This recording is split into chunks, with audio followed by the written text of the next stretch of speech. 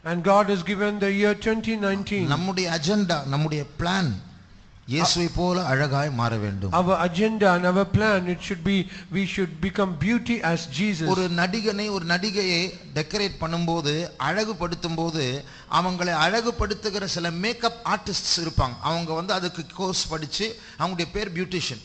அவங்க அழகுபடுத்துகிற அந்த தொழிலே அதுதான். And in a cinema, when they beautify the actor or actresses, there will be makeup people. They have studied the course related to that, and they will be specialists in that. They are beauticians. They are called beauticians. அப்போ அழகுபடுத்துகிறது தான் அவங்களுடைய தொழில். And their profession is to beautify the people. அப்போ அந்த நடிகன் நடிகைக்கு முன்னாடி ஒரு கண்ணாடி இருக்கும்.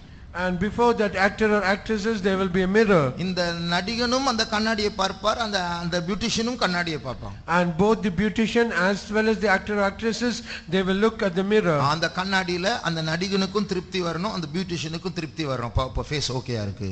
And in that mirror, both the beautician as well as the person that is being getting beautified, both should be satisfied. Then they will say, okay. நம்மை அழகாக்குகிறது நமக்குள்ள இருக்கிற பரிசுத்த ஆவியானவர். And he that beautifies us is the Spirit of God who is indwelleth in us. அப்ப அவருக்கும் நமக்கும் பொதுவான ஒரு கண்ணாடி உண்டு. And for him and us there is a common mirror. அதுதான் Bible. That is the Bible. நாமும் அந்த பைபிளை பார்த்து தான் அழகாகும்படியாக ஒப்பு கொடுக்க வேண்டும். அவரும் அந்த பைபிளின் பேஸ் பண்ணி தான் நம்மை அழகாக்குறார். And we also have to yield ourselves based on the Bible to beautify ourselves, and he also beautifies us based on the word of God. அப்போ நாம் நம்முடைய புருஷனுக்காக அலங்கரிக்கப்பட்ட மணவாட்டியாக மாற வேண்டும் என்று வாசித்தோம். And we read now we have to adorn ourselves as a bride for our husband. Makeup ஆர்டிஸ்டுக்கு கண்ணை எப்படி பெயிண்ட் அடிக்கணும், கன்னத்தை எப்படி பெயிண்ட் அடிக்கணும் அதெல்லாம் உங்களுக்கு தெரியும். And the makeup artists, they know how to paint the eyes, paint the face. ஆனால் இது வித்தியாசமானது அழகு. தன் புருஷன் இயேசுவுக்காக ஏற்ற அழகு. But this is something, a different beauty. It is adorned for her or own husband. எந்த மேக்கப் ஆர்டிஸ்டா இருக்கட்டும், எவ்வளவு அழகா அந்த ஹேர் ஸ்டைலை மாற்றி அமைத்து, முகத்தை வெள்ளையாக்கி, அந்த கண் புருவத்தை வளைத்து, அந்த சீக்ஸ் அந்த கன்னத்தை ரெட் ஆக்கி, என்னத லிப்ஸை ரெட் ஆக்கி, எதை பூசி இதை பூசி என்ன பண்ணி இயேசு அதை ஒரு நிமிஷம் கூட, ஒரு செகண்ட் கூட ரசிக்க மாட்டார். அவர் உண்மையா சொல்ல போனா சீன்னு சொல்லி முகத்தை திருப்புவார். And how much ever the beauticians try to beautify the eyelids, the lips and the face, how much ever they try to make it fairer, but when Jesus sees it, he will not even look at that person even for a second, but rather he will just turn his face away and go. அவர் சொல்லுகிற அழகுடைய லெவலே வேற. The level of his beauty is entirely different. அது இந்த பூமியில் உள்ள அழகுக்கு நேர் விரோதமானது. And it is just opposite to the beauty of this world. அப்ப நாம் இயேசுவின் வருகைக்கு போக வேண்டும். And if we have to go at the coming of the Lord Jesus, அந்த இயேசுவை விட்டு பிரிக்கிற அந்த வேசி கூட்டத்தாரோடு நான் சேரக்கூடாது. I should not join myself along with the group of the harlots. புருஷன் இயேசுவுக்காக அலங்கரிக்கப்பட்ட அந்த மணவாட்டி எருசலேமாக நான் இருக்க வேண்டும். And I should be the new Jerusalem, the bride that is adorned for her husband. அப்படி நாம் ஜீசஸுடைய வைஃபாக பிரைடாக மாற வேண்டும் என்றால், if at all we have to become the wife or the bride of our Jesus, அந்த அழகை பற்றி நமக்கு ஒரு வெளிப்பாடு வேண்டும். we need a revelation about such a beauty. அந்த வெளிப்பாடு இல்லாவிட்டால் இந்த பூமியினுடைய அழகை ரசிப்போம், அந்த அழகு நமக்கு அழகா தோன்றாது. And if we do not have such a revelation, we will try to admire the beauty of the world, and we will not try to be like the beauty of Jesus. உண்மையான beauty அதுதான், Jesus உடைய beauty தான். And the beauty of Jesus is the true beauty. அவர் அது வேற டைமென்ஷன்ல இருக்கு, ஆனா அதனால நமக்கு அது புரிய மாட்டேங்குது, அது நமக்கு கனெக்ட் ஆக மாட்டேங்குது. And just because it is another dimension, we are not able to understand it, we are not able to connect ourselves with it. இந்த பூமியிலே சில நல்ல கிளவர் ஸ்டூடண்ட்ஸ் இருப்பாங்க, ஆனா சில சப்ஜெக்ட் அவங்க தலையிலே ஏறாது. And even in this earth there are some bright students, but some of the subjects they will never enter into their mind. ஆனால் இந்த சபைக்கு, தேவனுடைய சமூகத்துக்கு மணவாட்டியா மாறுபடியா வந்த நமக்கு இயேசுவின் அழகு என்று சொன்னால் அந்த சப்ஜெக்ட் நம்ம எல்லாருக்கும் புரிந்துதான் ஆக வேண்டும். But we who have come to this church, we have come called to be like the beauty of Jesus. When we talk about the beauty of Jesus, everyone should understand that subject.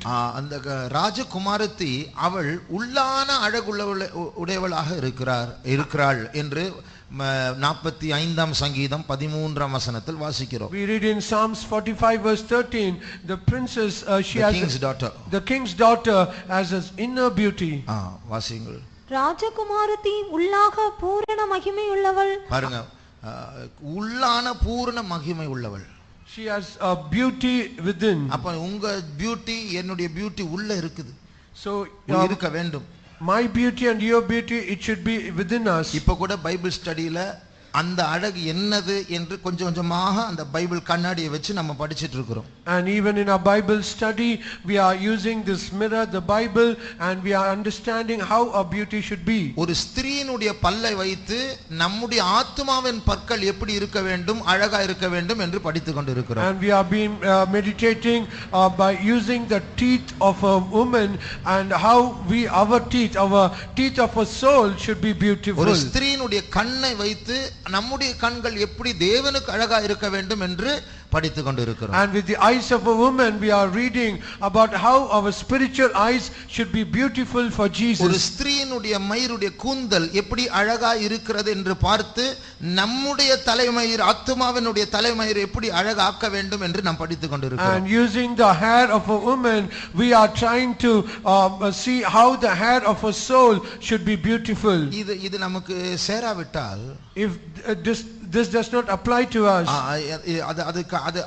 அதை நாம் புரிந்து கொள்ளாவிட்டால், if we do not understand this, இது ஒரு தத்துவம் மாதிரி மாறிடும். அது நம்முடைய லைஃப்ல நம்மை மறுரூபப்படுத்துகிறதான அந்த அழகு வராது. And it will just become only a philosophy and it will never be a thing that could transform us. நான் சொன்னேன், ஜீசஸே நம்மை பார்த்து அட்ராக்ட் ஆயிட்டார்னா அதே மாதிரி ஒரு விஷயம், பெரிய விஷயம் கிடையாது. And as I said, if Jesus himself gets attracted in our beauty, then there is nothing greater than that. இயேசு இந்த பூமியில எந்த அழகை பார்த்து வசீகரிக்கப்பட மாட்டார். And Jesus will never be seduced by looking at any of the beauty of this world. சில buildings பார்த்தா நம்ம 2-3 தடவை பார்ப்போம். If we see some beautiful buildings, we'll just look once or twice. சில மோட்டார் பைக்ஸ் பார்த்தா 2-3 தடவை பார்ப்போம். If we see some motorbikes, twice or thrice. சில ஆட்களை பார்த்தா 2-3 தடவை பார்ப்போம். And if we see some person, twice or thrice. ஆனா ஜீசஸ் அதெல்லாம் பார்க்கவே மாட்டார். அவர் ஒரு தடவை கூட பார்க்க மாட்டார். அந்த பக்கம் இருக்குன்னு சொன்னா மறுபக்கம் தான் திருப்புவார். அதுக்கு அவருக்கு ஆகாது. But Jesus, when he will never to look at even for a single second, but he will turn away his face. ஆனா அவர் சொல்லுகிறார், எனக்கு ஒரு அழகு பிடிக்கும், என்னுடைய அழகு உனக்குள் இருக்கும்போது அது எனக்கு பிடிக்கும். But however he says, I desire one beauty, and if that my beauty is within you, then I really like it. இதை புரிந்து கொண்ட சங்கீதக்காரன் சொல்லுகிறார், கர்த்தாவே உம்முடைய பிரியம் இல்லை என்றால் உம்முடைய அழகு என் மேல் இருக்க கடவுது. Understanding this, the psalmist says, Oh Lord, your desire, rather let your beauty be upon me. நாம் தான் ஜீசஸ்க்கு பின்னாடி போயிட்டு இருக்கோம்.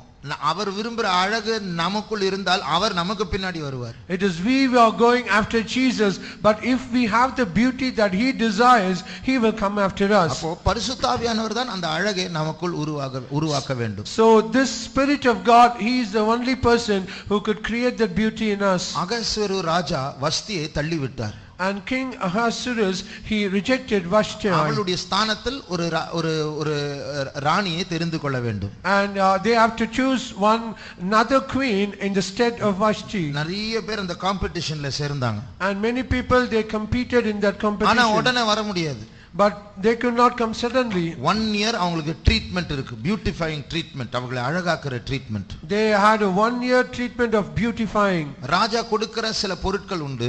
And there are some things where the king gives them. அவர்களை அழகாக்கும்படியாக ஒரு பொறுப்பான ஒரு ஆள் உண்டு. And there's also a person responsible to make them beautiful.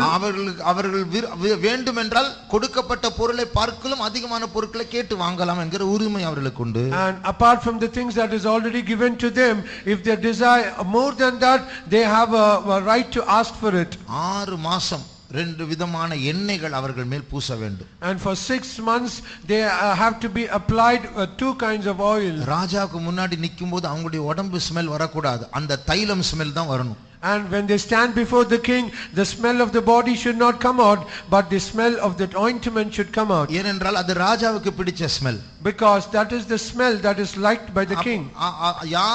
யார் மேல் ராஜாவுக்கு பிரியம் வருகிறதோ அவள் தான் ராஜாவுக்கு wife. And upon whomsoever the king's desires or likes them, she will be the next queen. அப்ப நாமும் இந்த காம்படிஷன், இந்த போட்டியில் இருக்கிறோம்.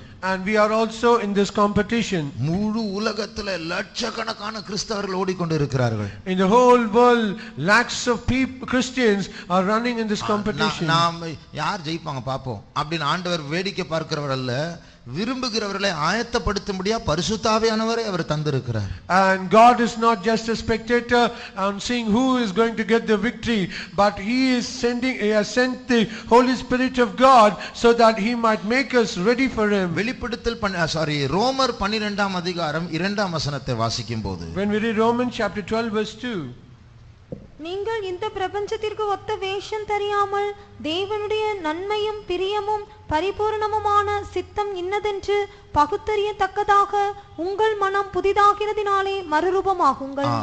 இதை வேறொரு வார்த்தையில் சொன்னால், if we say this in a different word, இந்த பிரபஞ்சத்திற்கு ஒத்த வேஷம் தெரியாமல், and be not conformed to this world. அதனுடைய அர்த்தம், ஒரு அர்த்தம் என்ன? The one meaning of it is, உங்களுடைய மனசு இந்த பூமியில் இந்த உலகத்தில் உள்ளதான அந்த ரசிக்கக்கூடிய காரியங்களை கனெக்ட் ஆக கூடாது. And your mind should not be connected to the things of this world that you could admire. எப்படி ஸ்கூல் காலேஜ்ல படிக்கும்போது சில சப்ஜெக்ட் நமக்கு புரியவே புரியாதோ, அதே மாதிரி இந்த உலகத்தில் உள்ளதான ஆடம்பர அழகு சப்ஜெக்டே நமக்கு புரியக்கூடாது. As when we study in the school, if we do not understand some of the subjects, so also the world and the beauty of this world, it should be a subject that we are not able to understand. ஆனால் துரதிர்ஷ்டவசமா இந்த subject நமக்கு புரியக்கூடாத subject நம்ம எல்லாருக்கும் புரியுது. But unfortunately, the subject that we are not supposed to understand, we understand very well. அது காரணம் என்ன? The reason is, சொல்லுங்க, ஏன் நமக்கு எல்லாருக்கும் புரியுது, புரியக்கூடாதது நல்லா புரியுது, காரணம் என்ன? ஜன்ம பாவம். நமக்குள்ள அது புரிய வைக்கிற ஒரு சரக்கு இருக்குள்ள, ஜன்ம பாவம். And there is a thing that is in us called the nature of sin, which makes us to get connected to this world. அதாவது ஒரு விஞ்ஞானி சொன்னார், one scientist said, இந்த அண்டசராசத்தை பார்க்கும்போது, when we see the whole universe, அதுக்குன்னு ஒரு science இருக்கு, and it has its own science, அதுக்கு ஒரு மேத்தமேட்டிக்ஸ் இருக்கு, and it has its own mathematics, அதுக்கு ஒரு லாஜிக் இருக்கு, it has its own logic. அந்த லாஜிக்கும் நம்முடைய மனசுல இருக்கிற லாஜிக் எப்படி ஒண்ணா சேருது? And how that logic and the logic of a mind get connected. அந்த விண்வெளி சயின்ஸ் எப்படி நமக்கு புரியுது? And how we are able to comprehend this scientific thing. எப்படி புரியுதுனா, அதை உண்டாக்குனவர் நம்மையும் உண்டாக்கி இருக்கிறார், அதனால சேருது அப்படினு சொன்னார். And he said the explanation, because the person who created that science, he also created us, and that's the reason it gets connected. இதே போல தேவனுக்கு ஒரு அழகு இருக்கிறது, அந்த அழகும் நமக்கு அது சேரணும். ஏனா ரெண்டுமே அவருக்குரியது, நாமும் அவருக்குரியவர்கள். So also there is a beauty in our God that also should also get joined with us, because all of our being, it belongs to him. நம்முடைய கண்களை மூடுவோம். Let us close our eyes. இயேசுவின் அழகு எனக்கு வேண்டும் என்று எத்தனை பேர் விரும்புகிறோம்? How many of us really desire that we need the beauty of Jesus? அது கிடைச்சா போதாது. It is not enough that we receive it. அது புரியணும். We need to understand it. God உடைய அழகு என்கிற சப்ஜெக்ட் எனக்கு ஃபுல்லா புரியணும். நான் பேசுறேன், ஆனா எனக்கே ஃபுல்லா புரியல. And I myself are talking on that subject, but I myself do not understand in total. நாம எல்லாருக்கும் அது நல்லா அது கனெக்ட் ஆகணும். பேசும்போது நல்லா அது உள்ள ஏறணும். And we all need to be connected. As we hear this and speak about this, everything should enter into our mind. இயேசுவின் அழகு என்று சொல்லும்போது, இயேசுடைய மூக்கு, இயேசுடைய கண்ணு, இயேசுடைய கலர், ஸ்கின் கலர், இதெல்லாம் அவருடைய அழகு. அது உடம்பில் அவர் இருந்தார், அப்ப அவர் அழகும் இல்லை சௌந்தரியம் இல்லை என்று தான் சொல்லப்பட்டிருக்கிறது. And when we say the beauty of Jesus, it is not his nose, his eyes, lips, or his physical appearance, because he did not have any form of beauty that we read in the scriptures. அவருடைய கேரக்டர்ல ஒரு அழகு இருக்கிறது. There is beauty in his character. அவருடைய பரிசுத்தத்தில் ஒரு அழகு இருக்கிறது. There is beauty in his holiness. இதெல்லாம் முன்னாடி நான் கேட்கும்போது When I heard all these things earlier, பரிசுத்தத்தின் அழகு அப்படினு கேட்கும்போது, when I heard the beauty of holiness, நான் ஒரு வாலிபனா இருக்கும்போது எனக்கு எப்படி தோணும் தெரியுமா? While I was a young man, do you know what did I think? Jesus பரிசுத்தத்தில் அழகுள்ளவர் அப்படினு யாராவது சொன்னா எனக்கு மைண்ட்ல எப்படி தோணும்? அவ்வளவுதானா? And when someone says Jesus is beautiful in holiness, then I will say, is it that end of it? Is that all? Is that all? அதாவது வேதோ யூக உலகத்துல ஒரு அப்ஸ்ட்ராக்ட் சப்ஜெக்ட், அதாவது சிந்தனை மண்டலத்துல தான் இருக்கும், அது பார்க்க முடியாது அப்படினு யோசிப்பேன். அவ்வளவுதானா அப்படினு. And then I will think it is something abstract, it is in a different dimension, then I will say, is that all? ஆனா இப்போதான் புரியுது, இது இந்த பூமியில் இருக்கிற மாயையான வீணான வஞ்சனையான அழகை பார்க்கலும் எத்தனையோ 1000 மடங்கு மனுஷனுடைய உள்ளத்தையும் மனதையும் கவனத்தையும் பார்வையும் கவர்ந்து கொள்ளக்கூடிய ஒரு அழகு. Then now I am able to understand more than the beauty of this vain world, with all the lust of this world and every beautiful thing in this world, that beauty is much more greater and much more beautiful. ஆனால் இந்த subject ஒரு கடல். But however, this subject is an ocean. எனக்கு புரிந்தது ஒரு துளி. But what I understood is just a drop. ஆனால் அதனுடைய ஆழத்துக்குள்ள நம்ம போய் குடிச்சு மயங்கிடணும். But however, we need to get deeper and deeper and deeper into it, and we need to be filled with that. நம்முடைய கண்களை மூடுவோம். Let us close our eyes. எத்தனை பேருக்கு அந்த அழகு பற்றி ஒரு வெளிப்பாடு வேண்டும்? How many of you need that revelation of that beauty? அந்த வெளிப்பாடு கிடைச்சதுனா, when we receive the revelation, உன்னத பாட்டு பைபிள் ஸ்டடி ரொம்ப எக்ஸைட்டிங்கா இருக்கணும், விரும்பி ஓடி வருவோம். And the Bible study on the songs of Solomon, it will be much interested, we will run to hear it. புதன்கிழமை பைபிள் ஸ்டடி வந்து மவுண்ட் ஃபெய்த் நமக்கு போக மாட்டோம், அது பியூட்டி பார்லரா மாறிடும். And when we go to the Wednesday Bible study, we will not go to Mount Faithom, it will become a beauty parlor. என்னை இயேசுவை போல மாற்றுகிற அழகின் செய்தி அங்கே உண்டு. And there is a message where the message of beauty, where it could change me like Jesus. என்னுடைய மனசு அதோட சேரணும், அந்த சப்ஜெக்ட்டை புரிய ஆண்டவர் வைக்க வேண்டும். My mind, God should prepare so that I need to understand that subject. அந்த சப்ஜெக்ட் எனக்கு புரிய வேண்டும் என்று விரும்புகிறவர்கள், and all those who desire to understand that subject, இயேசுவின் அழகு எனக்கு வேண்டும் என்று விரும்புகிறவர்கள், and all those who desire that I need the beauty of Jesus, அந்த இயேசுவுக்குள் இந்த அழகு இருக்கிறது, அதை நான் ரசிக்க வேண்டும் என்று விரும்புகிறவர்கள், and that beauty is in Jesus and I need to admire that beauty, all those who desire it. கரங்களை உயர்த்துவோமாக. Let us lift up our hands. நம்மத்தில் ஒரு பியூட்டிஷியன் இருக்கிறார். In our midst there is a beautician. அழகாக்குற ஒருவர். He is a person who beautifies us. அவர்தான் பரிசுத்த ஆவியானவர். And he is the Holy Spirit of God. நாம எந்த form fill up பண்ண வேண்டாம், ரெஜிஸ்டர் பண்ண வேண்டாம், ஃபீஸ் கட்ட வேண்டாம். There's no need for fill up some form, register or pay any fee. நாம் கை தூக்கி காட்டி விட்டோம். It's just we lifted up our hands and showed it. நான் ஜீசஸுடைய மனவாட்டியாய் மாற விரும்புகிறேன். I desire to become the bride of Jesus. Jesus என்னை ரசிக்கக்கூடிய அவருடைய அழகு எனக்குள் காணப்பட வேண்டும். The beauty that Jesus desires in me, it should be found in me. இயேசுவின் அழகை ரசிக்கக்கூடியவனாய் என் மனது புதுப்பிக்கப்பட வேண்டும், புதிதாக்கப்பட வேண்டும். My mind should be renewed and transformed so that the Jesus could admire my beauty. கரங்களை கீழே போடுவோம். Let us put down our hands. இனிமேல் பரிசுத்த ஆவியானவர் ஆட்கொள்வாராக. Henceforth the Spirit of God, he will take control of us. ஒரு நிமிடம் நம்முடைய கண்களை மூடி மௌனமாக ஆண்டவருடைய அழகை தியானிக்க நாம் முயற்சி பண்ணுவோம். For 1 minute silently let us close our eyes and we try to meditate upon the beauty of Jesus. இதற்கு தான் பைபிள்ல ஆராய்ச்சி என்று சொல்லப்பட்டிருக்கிறது. And this is the thing that the Bible says research. இங்கிலீஷ்ல enquire. அந்த inquire என்கிறதான அந்த எபிரேய வார்த்தைக்கு 3 அர்த்தம் உண்டு.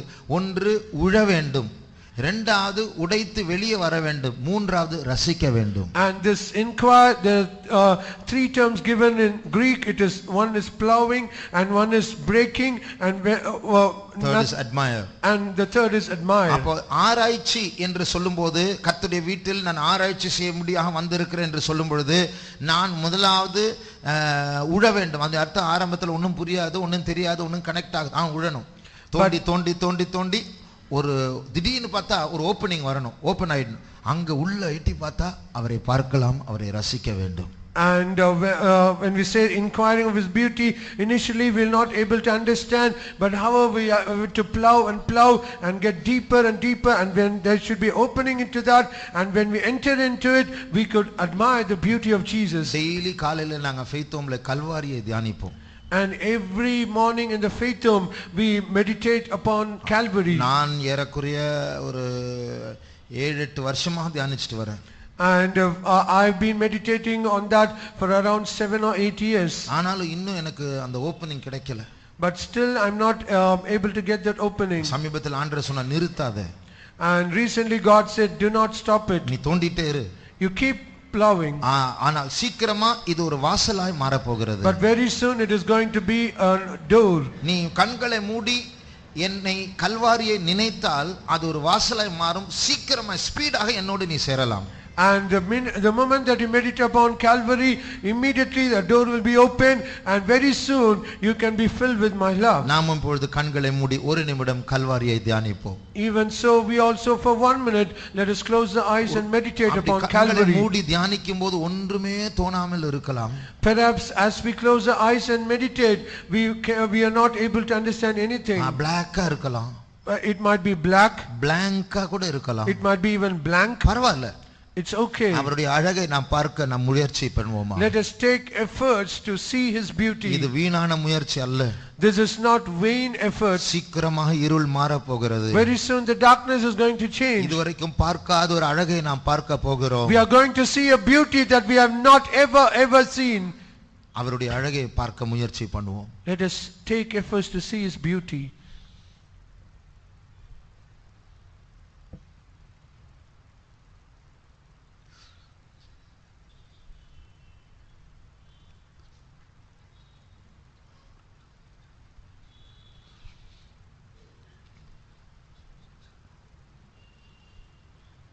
அந்த மகா அழகுள்ளவரை பார்த்து கொண்டே இருங்கள். Keep looking at that most beautiful person. பூர்ண அழகுள்ளவர். He is perfect beauty.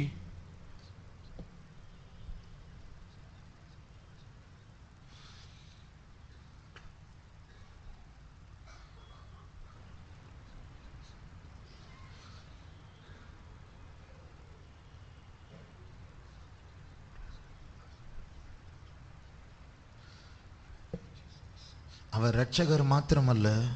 He is not only our savior. அவர் வைத்தியர் மாத்திரமல்ல. He is not only our physician. அவர் யெகோவா ஈரே மாத்திரமல்ல. He is not only our Jehovah Jireh. அவர் யெகோவா நிசி மாத்திரமல்ல. He is not only Jehovah Nissi. அவர் நம்முடைய நாயகன். He is our husband.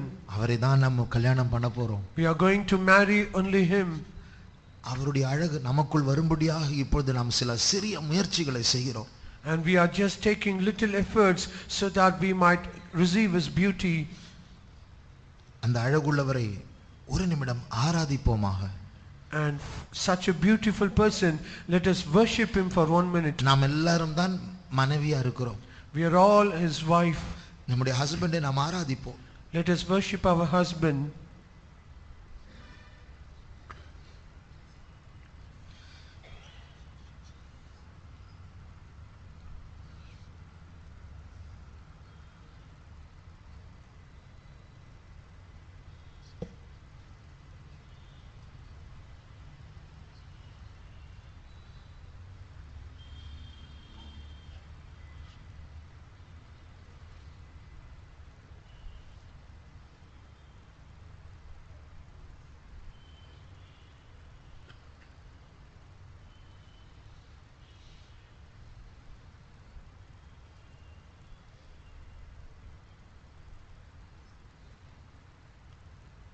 இப்பொழுது ஆரம்பத்தில் நாம் பாடினதான அந்த சரணத்தை நாம் பாட போகிறோம்.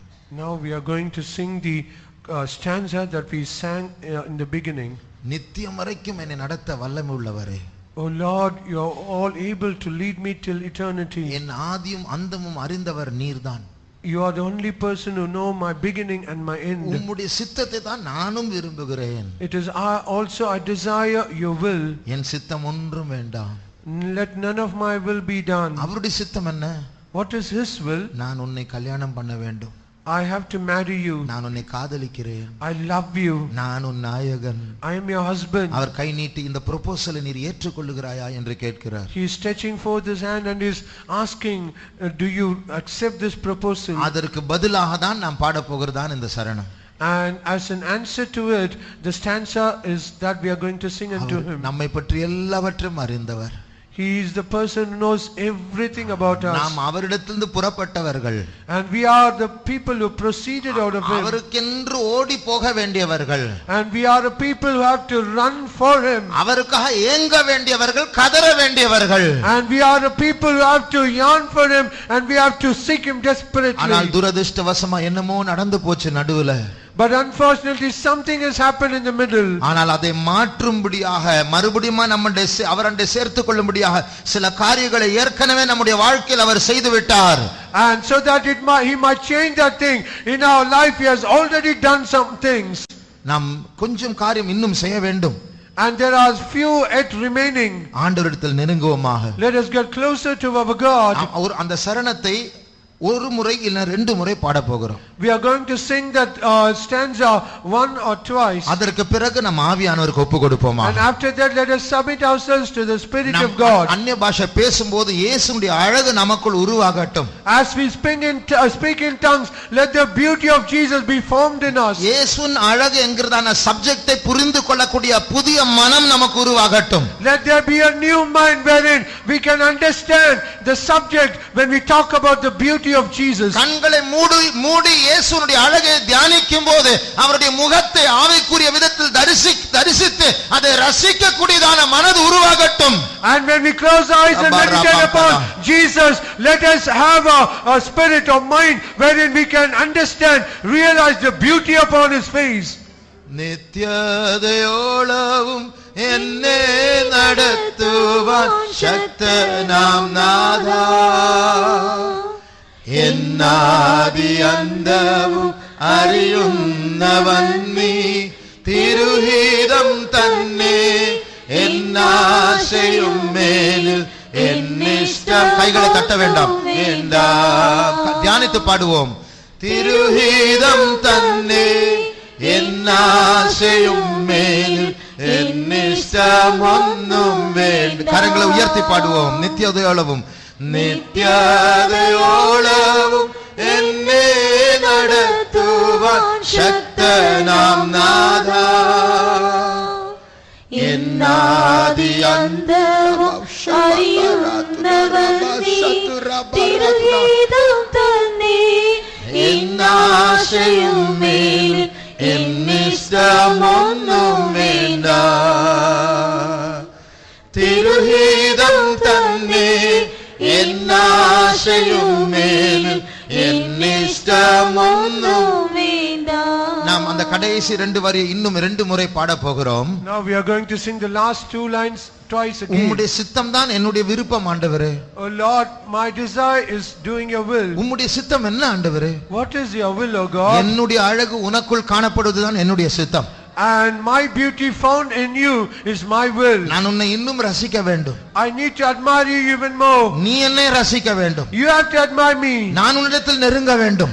I need to get closer to you. நீ என்னிடத்தில் நெருங்க வேண்டும். You have to get closer to me. நான் உன்னை தழுவிக் கொள்ள வேண்டும். I have to embrace you. நீ என்னை தழுவிக் கொள்ள And you வேண்டும். have to embrace me. நீ என் மணவாட்டியாய் மாற வேண்டும். You should become my bride. நான் உன் நாயகன். I am your husband.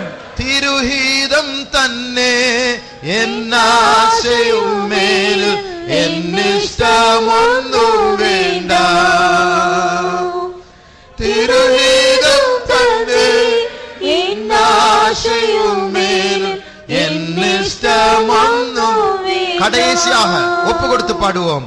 തിരുഹിതം உம்முடைய சித்தம் மட்டும் தான், உம்முடைய சித்தம் ஒன்றும் வேண்டாம் ஆண்டவரே. போதும். ஆவியானவர் நம்முடைய கையை பிடிக்கட்டும். Let the Spirit of God hold our hands. ஆவியானவர் நம்மை கொண்டு போகட்டும். Let the Spirit of God take us. ஆவியானவர் நம்முடைய மனதை புதிதாக்கட்டும். Let the Spirit of God renew our mind. நாம் இங்கே ஹால்ல இருக்கிறதே நமக்கு தெரியக்கூடாது. And we should forget that we are in this hall. என் நாயகன் இயேசு. My husband is my Jesus. என் நாயகன் இயேசு. My husband is my N Jesus. நாயகன் இயேசு. My husband is my N Jesus. மனதில் இயேசு. My Jesus is N my husband. மனசாட்சியில் இயேசு. என் வார்த்தையில் இயேசு, My word is my N Jesus. எழுச்சிகளில் இயேசு, My emotions is N my உலகமே Jesus. இயேசு. All my world is my Jesus. அப்படி ஒரு அபிஷேகத்தோடு ஆவியானவர் வந்திருக்கிறார். And with such an anointing, the Spirit of God has come. பெற்றுக்கொள்வோமா? Let us receive it.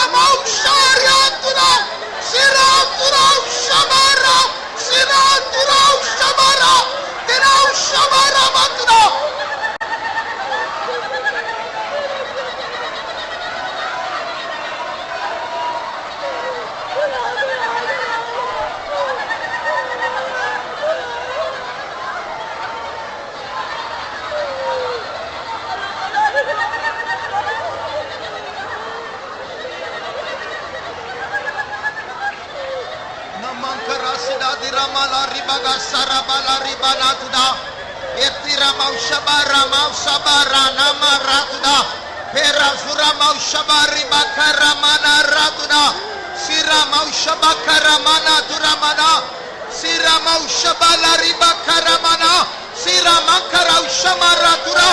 Sira maushamana rikala maratuda.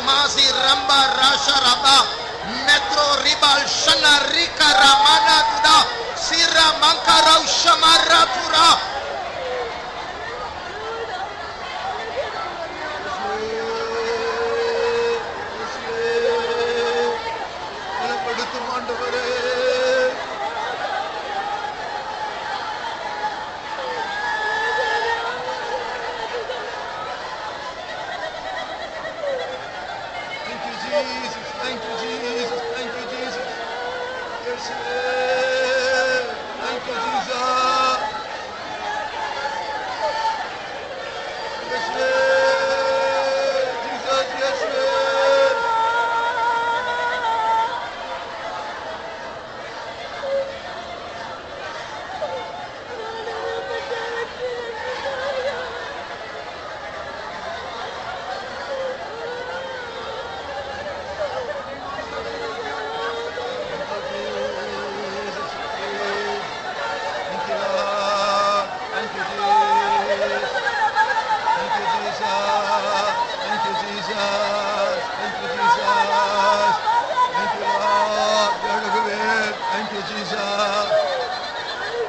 பரிசுத்தர் உம்மை போல் ஜீவிக்கவே, பரிசுத்தர் உம்மை போல் ஜீவிக்கவே பலமாதை தாருமையா, உந்தன் பலமாதை தாருமையா, பலமாதை தாருமையா, உந்தன் பலமாதை இயேசுவை உம்மை போலாக, இயேசுவே உம்மை போலாக வாஞ்சிக்குதே என்னுள்ளம், இயேசுவே உம்மை போலாக வாஞ்சிக்குதே என்னுள்ளம், இயேசுவை உம்மை போலாக, இயேசுவே உம்மை போலாக வாஞ்சிக்குதே என்னுள்ளம், இயேசுவே உம்மை போலாக வாஞ்சிக்குதே என்னுள்ளம். பரிசுத்தர் உம்மை போல்,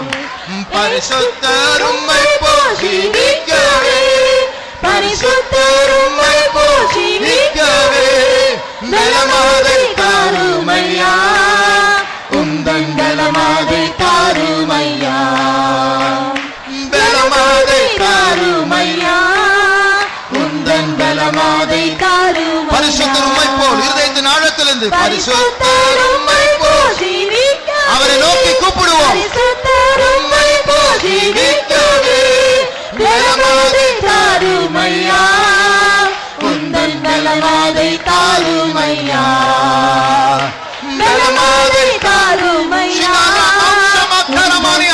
பலத்தோடு பலமாதை தாருமையா, பலமாதை தாருமையா, உந்தன் பலமாதை தாருமையா, பலமாதை தாருமையா, உந்தன் பலமாதை தாருமையா.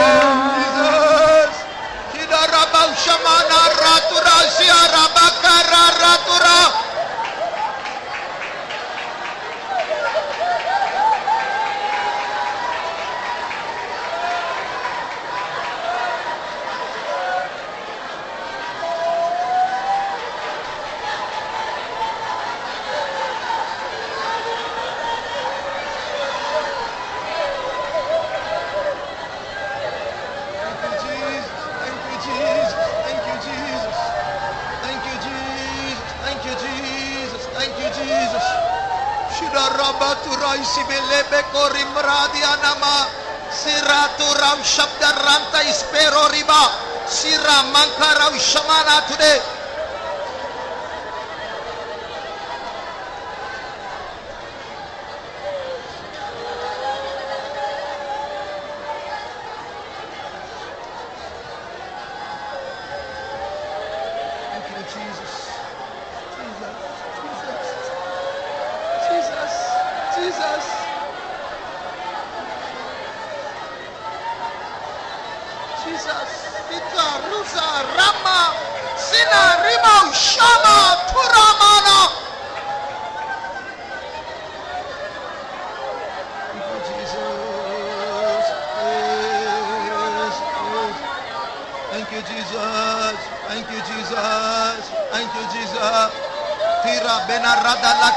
Shabara Zara Turabana Rabala Ratuda Sira Maushaba Karamana Ribara Turamana Tuda.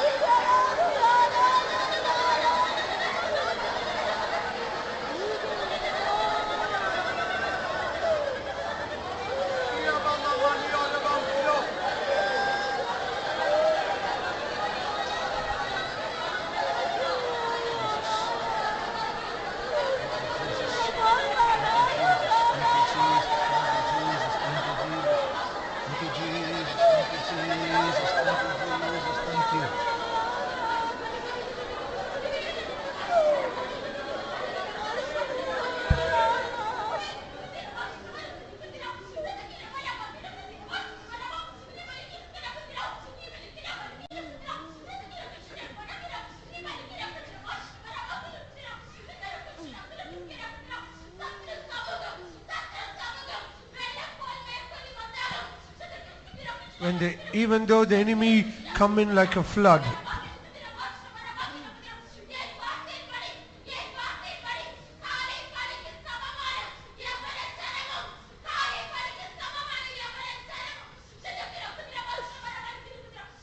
if you obey my voice, and your young people shall be like the dew of the morning.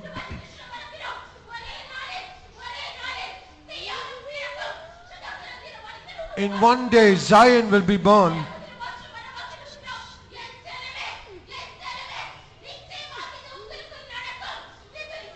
My people, surely this will happen in your midst.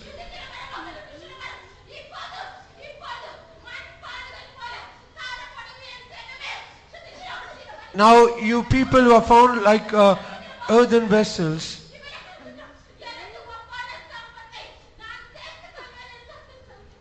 I will gather my treasure that becomes like me, said the Lord. Jesus. Thank you, Jesus. நாம் இப்பொழுது அந்நிய பாஷை பேசணுமே. Now we speak in tongues. அதனுடைய வல்லமை, அதனுடைய விளைவு, அதனுடைய பிற்கால கிரியைகள் நாம் புரிந்து கொள்ள வேண்டும். We need to understand its power, its consequences and its latter effect. தேவன் நம்மை அழகாக்கி கொண்டே இருக்கிறார். God is making us beautiful. ஒரு நாள் வரப்போகிறது. One day is going to come. நீ ரூபவதி, என் புறாவே, என் பிரியமே, நீ ரூபவதி என்று நம்மை பார்த்து அவர் சொல்லப் போகிறார். He is going to look at and say, my love, my undefiled but one.